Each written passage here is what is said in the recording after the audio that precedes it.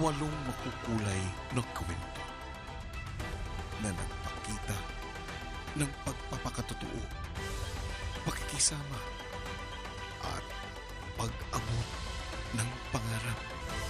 Ang aking Ultimate 8.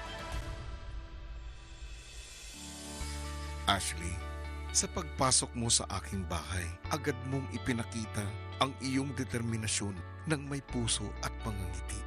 Ilang ulit mong pinatunayan na ang pagiging leader ay hindi pagiging mas magaling o mas malakas.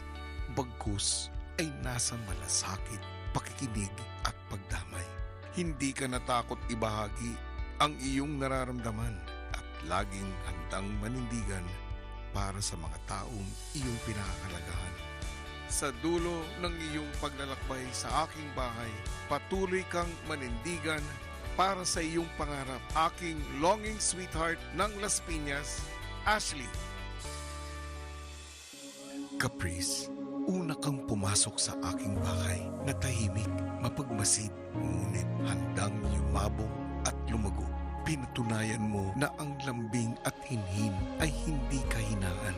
Bagkus ay isang anyo ng ganda at lakas na harapin ang bawat unos at pagsubok na dumating. Nasaksiyan ko ang pag-ugat ng pagmamahal sa busilak mong puso, hindi lang sa iyong mga kaibigan, ngunit higit sa iyong pamilya. At kagaya ng isang bulaklak na namumukadkad, patuloy kang lumago at ipakita ang tunay mong ganda, aking demure daughter ng Quezon City, Caprice. Heath, bagamat ikaw ay tahimik at mahiyain, ipinakita mo ang puso mong nag-aalab sa pangarap at mithiin. Pinahanga mo ako dahil sa natatangi mong talento na naging daan upang ikaw ay mas mapalapit sa iyong mga kasamahan. Hawak ang pagmamahal ng iyong mga magulang. Hinarap mo ang bawat hamon ng patas, buong tapang at may hiing, may pagmalaki ng iyong pamilya. At sa pagbabalik mo sa outside world, ipakita mo sa mundo ang nagliliyab mong puso, ang aking fighting prince ng Taguig, Heath. Princess, nagkaroon ka man ng mga sugat na naging dahilan ng kawalang kumpiyansa sa sarili. Pinili mo pa rin makipagsapalaran sa aking bahay. Natutunan mong yakapin ang responsibilidad na iniatang sa iyo, dahilan para makahanap ka ng bagong tapang sa iyong puso. Pinatunayan mo na hindi hadlang ang sakit ng nakaraan upang ikaw ay makisama at magpakita ng pagmamahal sa mga taong malapit sa iyo. Kaya naman, sa pagbabalik mo sa mas malaking entablado, hayaan mong ang paghilom ang magpatibay sa iyo, aking royal songstress ng Bulacan, Princess. Joaquin, sa pagpasok mo sa aking bahay, ipinakita mo ang iyong masidhing kagustuhan magtagumpay sa lahat ng hamong iyong hinarap. Ginawa mong sandata ang inspirasyon mula sa iyong pamilya para mas lalong tumibay at magpunyagi. Natutuwa akong masaksihan na hindi ka natakot umako sa iyong mga pagkukulang. Ginamit itong sandata para sa iyong pag-unlad. And I believe that through this, you will rise above every challenge that will come your way. Keep on striving and become the man that you aspire to be, aking rising dreamer ng Muntinlupa, Joaquin. Crystal, dala ang tiwala sa iyong kwento at karanasan. Nagbakasakali kang abutin ang iyong pangarap sa loob ng aking bahay. Bagamat mahirap, ay natutunan mong yakapin ang sarili mong kahinaan, dahilan upang mas pagkatiwalaan mo ang iyong sariling kakayahan. At dahil sa pagiging totoo sa iyong sarili, naging lubos ang pagmamahal at pagpapahalaga na iyong natatanggap. At tulad ng isang tala sa madilim na langit, patuloy kang magningning at magsilbing inspirasyon na titingalain, aking wishful waray ng summer, Crystal. Lela, Pumasok ka sa aking bahay, bitbit ang paggalang sa iyong pinagmulan at ang matibay na hangaring gumawa ng sarili mong pangalan. Sa bawat hamon, pagkakamali at pagkatalong, matapang mong hinarap na patunayan mong ang paggalang ay hindi lang naibibigay sa iba, kundi ipinagkaloob din sa sarili. Sa iyong paglalakbay, na ipakilala mo ang isang Lela na marunong rumispeto at higit sa lahat, marunong magpakatao. At sa pagharap mo sa mundo, ipakita mo na ang paggalang na iyong isinabuhay ay ang iyong pinakamatibay na sandata. Aking blooming bunso ng Tacloban, Lela.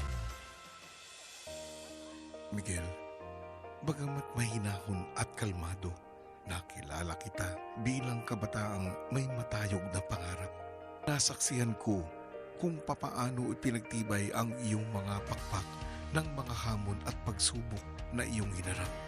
At sa lilim ng mga pakpak na ito, kasama ang matatamis mong ngiti, ikaw ay nagbigay ng kasiguraduhan at saya sa iyong mga kaibigan at mahal sa buhay. At sa iyong paglipad sa mas malawak na mundo, continue to be a source of positivity and inspiration. Aking adorable smasher ng Antipolo, Miguel.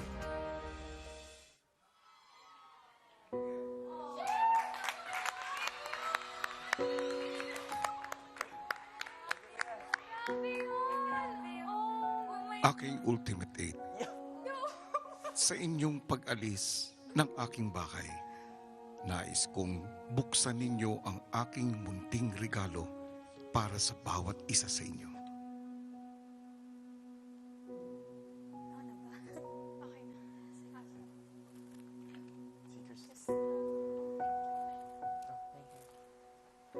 Can you open it?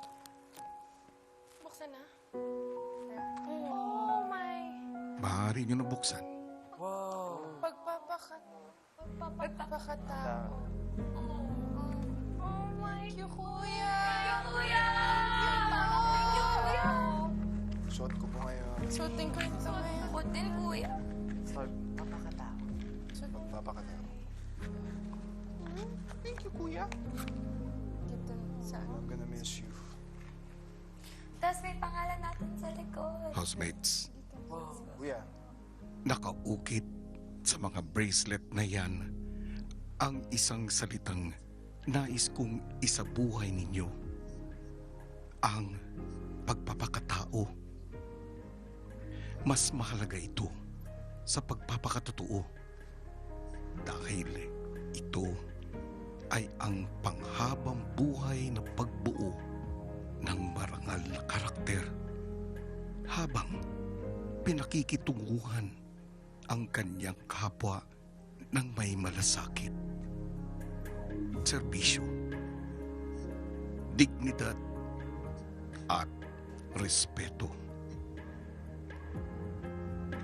Piliin ninyo lagi ang magpakatao.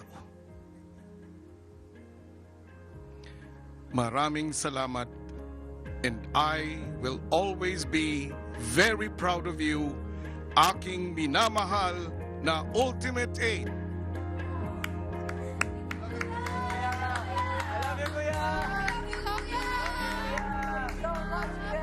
Thank you po. miss you, kuya.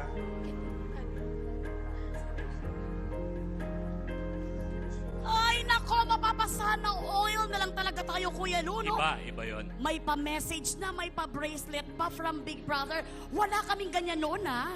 Charing lang.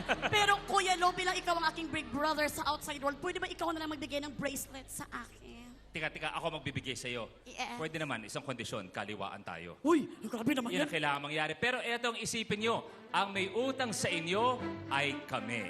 Ang utang namin ay ang big results dahil isasara na natin ang botohan sa pagbabalik ng Pinoy Big Brother Celebrity Elimination 2.0 Flip Big Night!